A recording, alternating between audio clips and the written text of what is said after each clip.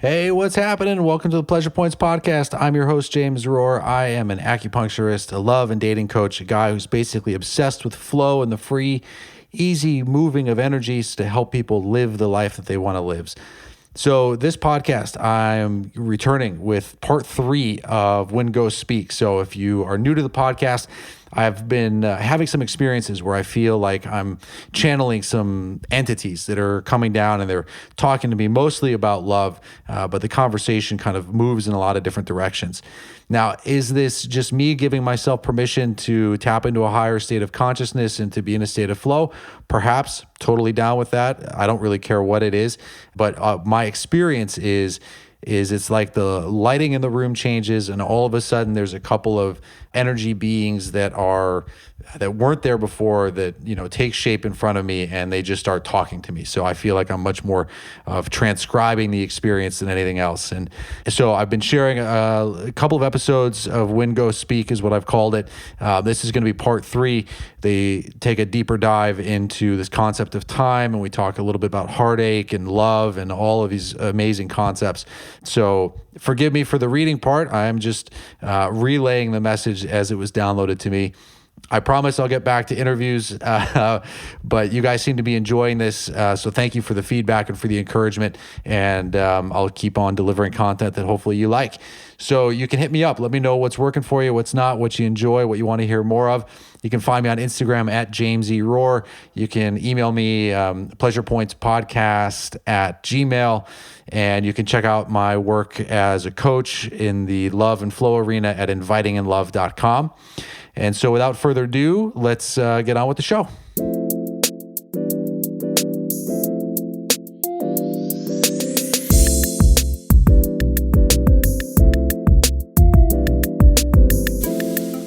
All right, so one of the things that's come up in the channeling work that I've been doing is they keep coming back to this conversation around time. They keep talking about time in different contexts. And so I want to start this episode. I want to give you in this episode the first download that I had around this conversation of time. And we'll just kind of see where this takes us. So here's what they told me.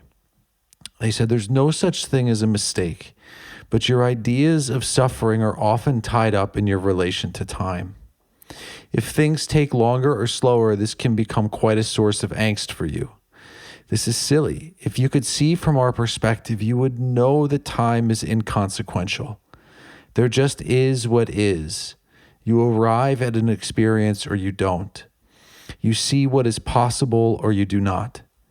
How long it takes for it to happen is irrelevant to us and to your highest consciousness.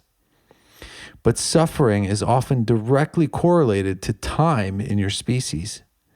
If a pain happens for a second or an hour, does it matter? You think it does, but it does not. The energy field is zapped, the sensation is elicited, it happened. You heal or you do not. But the story written in the time where things are not how you want them to be, that is where suffering happens. Beware of the joy you feel when something uncomfortable disappears quickly, and do not despair so much when things linger longer than you'd like. You remember, don't you, Jim, how long you were sick for? That time, those hours, all those memories of accommodating, of your fear, of your doubt. Does it matter now that you feel better?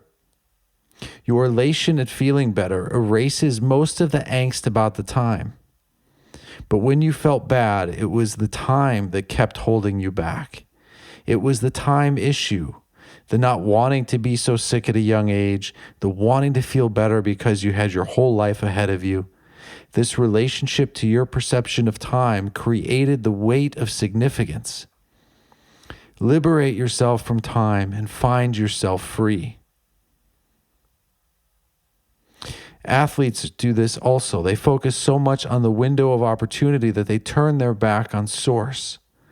They beg and plead to extract help from source that they miss the power that is within the within. Cultivating that flow state, the ecstasy is talked about in that book, Stealing Fire, that you've been reading. Your world has bills to be paid and social norms to be dealt with. but feeling like time is slipping you by or that time is your greatest enemy creates more conflict. So now, if you spend your attention, and notice we don't say spend time, utilize your attention to discover that the great hoax of your culture plays on you is the illusion that your reality is fixed. The indoctrination that reality can't change or you can't change it, or if it does change, that change happens slowly and methodically and by forces outside of your influence, is catastrophic to our goal of expansion of consciousness. You, Jim, realize some of this. Your modern psychology and psychological terms can be helpful to grasp a moment of understanding, to find a temporary handhold that gives you some relief. But that moment changes. The context is different so quickly. The air is different. The water is different. The cells in your body have changed. The energetic frequencies have shifted. The psychic support or interference is also constantly changing. Births and deaths affect the overall aura of the planet. The entire milieu of your body, mind, and spirit is changed. So why do you insist on using psychological terms that categorize and can affix someone to a position within time and space? As we told Alan Watts, who you were yesterday or last year or this morning or 10 minutes ago doesn't have to be who you are now. The dream you want to achieve, you can't do as you are now. You now don't have the capacity for it. You will have to loosen your grip on that one reality. And notice we don't say old reality. That one reality to allow for another to be created, revealed, or arisen. If you keep applying the same terms, the same beliefs, the same energy, you will absolutely get similar results. Because as much as the milieu changes around you, the force field of your fixated mind, the narrowing of your vision, the focus of your attention on the same problem, the same diagnosis, the same prognosis, the same heartbreak, is enough to guard against the possibility of grace to inform your heart and soul. Just as the double helix breaks apart for replication, so must you allow yourself to unzip, to unfold open, to spread apart, so that grace can match with those parts that must be replicated, while omitting that which no longer serves you. Holding tight is refusing this replication. Stiffness, rigidity of mind can keep some alive, and most definitely provides more structure. But we must be willing to explore beyond that structure, to see what is, that things that help large systems to move more harmoniously. What appears to be true for the system is not true for you. You needn't labels, rules, or mental constructs to navigate the inner world. There just is. Allow the tendrils of your consciousness to meet with grace and see what becomes. This clinging to time and to identity is what holds you back. The acupuncture helps to disrupt the identity of self. You're not tonifying what is, you're calling forth a new experience of self, the latent and dormant power of possibility. The pain of a moment can be etched into a psyche to create loops that are hard to break because of one's attention. The event itself is of very little consequence in the cosmic scheme of things. Everything was agreed upon before arriving here. But that might take people longer to realize. You've all agreed to play the game here, and this is why leading with kindness is a good idea. All right, and then they're going to continue on with this conversation in another separate time when the download came, and we started talking about love and types of commitment, but I want to skip that first part to talk here about where they pick up this idea of time. So it continues. They say, once again, the issue is one of time and expectations. When you die, if we were to ask you when you felt most loved, which is a good question for one to prepare to answer upon death because it might motivate you to actually start loving with all your senses. We wouldn't need time as a part of the answer. We want to know the sparks, the moments when you felt it. When did your senses alight with the joy and pleasure and ecstasy? When did you know that you weren't alone and that this life was a gift to be cherished? And you cherish it by being grateful and then living as ferociously as that gale force wind that erodes the mountains, shapes deserts, and carries ashes across oceans. What we will want to know is the moments when you felt it. Whose company were you in? Other humans? Anyone in particular? Maybe several? Were you in nature or with an animal? And if you could carry that feeling with you, where would you put it and what would it look like, feel like, sound like, or smell like? You people are so quick to discount, diminish, or try to erase the spark of passion because you couldn't hold on to it forever. Move on, yes, but don't ever diminish what was. When heartbreak happens, it cannot diminish or erase the feelings that came before. When their touch sent chills down your spine, or when their smell sent a warmth across your belly, or their taste triggered an insatiable desire inside of you, those things happened. Your energy field responded and sent out that wave of euphoria, of blessing through your body and around your community and across the globe. It happened like an atom bomb and can't be changed, diminished, or erased no matter how many ceremonies you do, no matter how much sage you burn, no matter how much you tap on your head and heart. And why would you want to change that?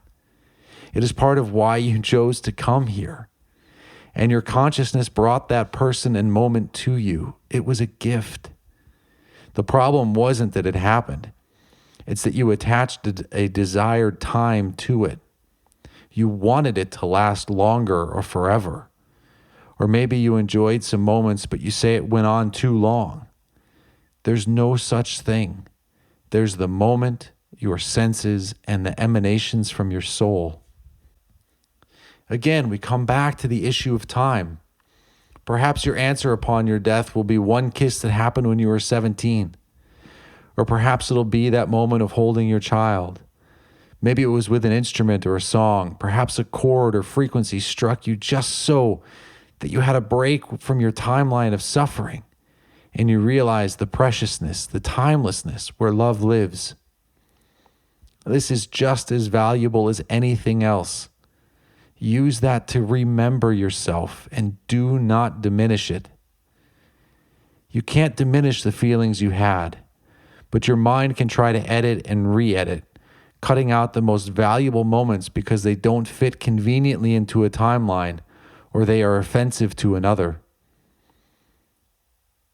Do not attempt to diminish oneself. It doesn't matter to us what your answer is, just so long as you have an answer, that you chose to find the love in as many moments as possible. Now, longer-term relationships, your committed partnerships, they can yield other moments of love. Perhaps the moment you cherish comes after 50 years of growth with someone. The touch of the hands one morning as you hear your grandkids playing in the other room. You notice the wrinkles on your flesh, the veins are showing more, but the touch of your partner penetrates deeper than ever. You've created an environmental context where your heart is more open, you are more receptive, and you've chosen to pay attention to this person. That will undoubtedly be a different experience than a passionate night with a stranger. But when death comes, we'll want to know if you celebrated love and feeling, or if you ran from it, tried to suffocate it, or blasphemed it with whining, expectations, and correlating it with time. You might be beginning to realize that the key to a joyful, meaningful life is to stack those moments of love, of passion, of awakened senses together. If you must be beholden to time, make it work for you. Remember those moments of love, of growth, of transcendence. Think fondly of your lovers. Think fondly of those passing moments and the enduring ones that have shaped you. You will see that time is the biggest enemy. Notice that there's nothing in here about being lazy, irresponsible, uncommitted, or disloyal. In fact, it's quite the opposite. Staying true to word creates an integrity and ease of flow in the body that allows your senses to be even more open. You're not creating conflict by lying or being dishonest. When you're not adding extra resistance to a moment, you will be more equipped to meet the external resistance with love, appreciation, and gratitude. And perhaps in the mundanity of daily living, you'll encounter grace and an unexpected euphoric sensation that you'll want to report to us when your physical flesh bag no longer serves you. If everything always went the way you wanted it to, you would get weak and lazy. There would be no resistance to help you get stronger or to trigger a new way of being. You wouldn't explore and you wouldn't ask hard questions. How would you ever find what you're made of? Celebrate that heartache. Rejoice in having put yourself out there to love and be loved. Don't be petty. It doesn't serve you. In fact, pettiness might be the opposite of enlightenment. And then I ask the question, so how do you handle the timelessness with living in a linear time world? And they respond, that's a good question, but you probably won't like our answer. Our response to you is that how you handle it is a choice, just like every other choice you're making. You can embrace that you live in a world with linear time while also being able to dabble in, to explore feelings of timelessness. You can learn to play in both harmonics. You can learn to experience from multiple perspectives. They are of the same note, just different octaves. Both are different expressions of the mystery. If you could create an experience where you moved forward and also stood still, wouldn't you try it? And doesn't the passing of time create an urgency that can dial in your senses? Doesn't it encourage you to be present, to be alert, to take action where otherwise you might be dormant? So when those timelessness experiences do arise, you use them to remember your own godliness. The issue is when you allow time to become an enemy instead of the greatest ally you have. One day your people will transcend this linear time, but then they will face different challenges. For now, make time your ally. Use it wisely, be present in it, and then watch it slow down. See how much joy and delight you can extract from those delicious moments. And when there is pain and sorrow, be at peace, knowing that it will pass. Whew, baby. Yowzas. So there it is. That's a big part of the downloads that I started off getting about time. Let me know what you think about it. Hit me up. Send me messages. I'm on Instagram at James E. Rohr. You can hit me up an email with pleasurepointspodcast@gmail.com and let me know what you're thinking about it. You know, for me, it's pretty intense. I'm definitely, they were right on point there with the relationship to time. And certainly with heartache, that's like a huge one, right? When you're going through a breakup, it's like, oh my God, what happened? And I wish I had more time, or I can't believe they just said to me yesterday this, and today it's this other action, and it's our sort of fixation on time, how things could be such one way, one day, and it's so different the next. And it's that time piece that really confounds us, and the same thing with healing and grief and recovery, and they say, time heals all wounds. Well, maybe, and maybe not. And, our fixation on time may actually cause more wounds than it actually can heal. And so, with the mentors that I've had, they've really emphasized that everything that happens in our life is based on some way on a suggestion, that we can't escape it, that how we feel, what we see, how we behave in some way, shape, or form was told to us. And, I do my best to pay attention to what these suggestions are of do I want to be liked? Am I sticking up for my rights? Am I just being kind of shitty and petty? What's going on with me? But the idea that what was so cool for me about this download about time was that it really brought to my consciousness this other suggestion just of time and the existence of time. And how, accomplishing things in a certain time period or being fixated on how long it takes something to happen or not happen becomes also like another suggestion and another thing that can control us, that can inhibit the spontaneous and free-flowing expression. I'm obsessed with this idea of flow. And I work, on myself, and I pay attention to be able to embrace this idea of flow. And it's my approach with my love and dating coaching as well, is that it's not just about like, where do you go to meet somebody, but it's how are you flowing?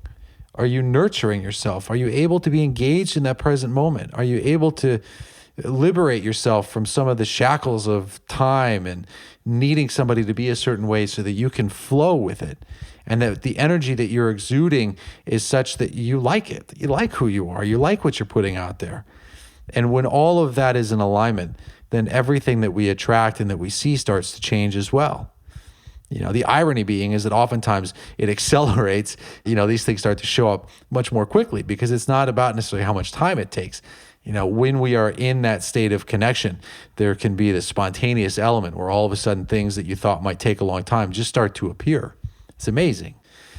So I love this idea of liberating yourself from the confines of the time, at the very least being open to it and embracing things like meditation, mindfulness, and even some of the psychedelic experiences that really start to bend our experience of time. And that if you're doing it in a psychedelic situation, that perhaps you can, when everything wears off and you return to your daily life, that you can still choose to interact with time in a way that works for you, where you can slow it down, where you can really allow your senses to awaken in a moment where you can take in so much more information. I read a while ago this research that talked about, this guy was saying that our experience of time seems to be related to brain activity, and that basically when the brain is taking in a whole bunch of new information, that time seems to slow down. And this was part of the explanation as to why when you're young, a month or a year or even a half hour seems to take forever. And when you get older, it seems like time seems to speed up. Well, the idea is that as you get older, the brain has already created these neural chunks or categories where it knows what a siren is. It, knows what the breeze feels like. You flip a light switch, the light turns on. We get used to these kind of things. And so it's not new information that's coming in. So time seems to speed up because we're doing so much kind of unconsciously or through sort of robotic motions. And that part of the way to extend a moment and to slow time down is to bring our awareness back into the present moment, to engage in the world with a level of curiosity that maybe you haven't had ever, or at least in a very, very long time. Look at a leaf and be surprised. Enjoy that, really try to study the taste of water. Take a look around at your environment. Notice the gradations of paint or the coloring that as it dances on the walls. This is where like taking a painting class or drawing class can be so helpful. Or if you're a foodie, it's like you pursue the taste route and, allow yourself to taste all sorts of different things and to bring your awareness into that moment where you're not thinking about, oh my God, what am I going to post about it? What am I going to say about it, months from, or, to my social media audience. You're just going to enjoy the flavors as they are. And this reawakening of the senses is another thing that in this download that they keep talking about. And so I'm sure I'll share that stuff at some point in the future. But I think it's part of it is using the senses to get into this sense of timelessness, of allowing ourselves to experience something that breaks the unconscious programming of just like one day, next day, the next day, the next day, of breaking that hamster in a wheel cycle, to liberate yourself, to be free. So thank you guys so much for being here, for spreading the news about the podcast, for posting those good reviews on iTunes. All of it helps to spread the word. And if you are struggling with your dating life, with your love life, and you're looking to get yourself back into a state of flow, into a state of confidence so that you can attract a great partner and that you can really just show up in the world the way that you want to show up, check out my website, invitinginlove.com. There's a masterclass you can check out. You can book a free call with me. We can dive into what's not working for you. Where aren't you thriving? Where do you want to be? If I think I can help you, I'll let you know about that. If I'm not the best person to help you, I'll point you in another direction. I'm here to serve everybody, to be really a servant to love and to energy. And man, I'm just so happy that you guys are here. Thank you so much, and I'll catch you later.